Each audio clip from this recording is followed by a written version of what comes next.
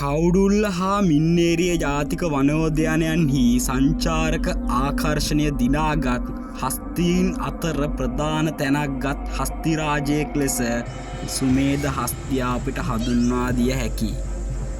නමුත් පසුගිය දිනෙක හබරණ ගලපිටගල ප්‍රදේශයේදී සුමේධ හස්තියාට දරුණු රියනතුරක් සිදු වුණා.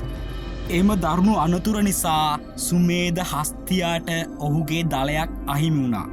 ඉතින් මේ දරුණු අනතුරෙන් තම දල අහිමිවුණු සුමේධ හස්තියා වනාන්තරයට පලා ගියා. පසුව වනජීවී දෙපාර්තමේන්තු හා පොලිස් විශේෂකාරය බලකාය එක්ව සුමේධ හස්තියා සොයා විශේෂ මෙහෙයුමක් ආරම්භ කරා අපි දැක්කා. දින ගණනාවක් පුරා කරන ලද මෙහෙයුම් වලින් අනතුරුව වනජීවී දෙපාර්තමේන්තුව පළ කරේ මෙවන් අදහසක්.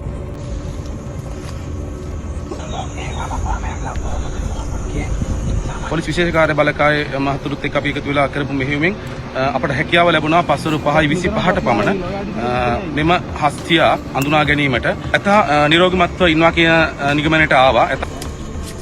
ඉතින් මේ සුමේධ හස්තියා හමු වුණා කියන පුවත ඉතා ඉක්මනින් වෛරල් වුණා අපි දැක්කා. සුමේධ හස්තියා හමු වුණා කියන ප්‍රවෘත්තිය මේ රටේ වගකිය යුතු මාධ්‍ය ජාල විශාල සංඛ්‍යාවක් ජනතාව අතරට අරන් ගියා. හැබැයි සුමේධ හස්තියා හමු වුණා කියලා වනජීවී දෙපාර්තමේන්තු මාධ්‍යට ප්‍රකාශයක් නිකුත් කළාට මේ වන විට සුමේධ හස්තියාගේ කිසිදු ඡායාරූපයක්වත් වීඩියෝ දර්ශනයක්වත් මාධ්‍යට නිරාවරණය වෙලා නැහැ. ඇත්තටම සුමේධ හස්තියා හමු වුණාද? නැත්නම් ඇත්ත වශයෙන්ම සුමේධයට කුමක්ද සිදු වූයේ? ජනතාව අසන ප්‍රශ්නේ එයයි.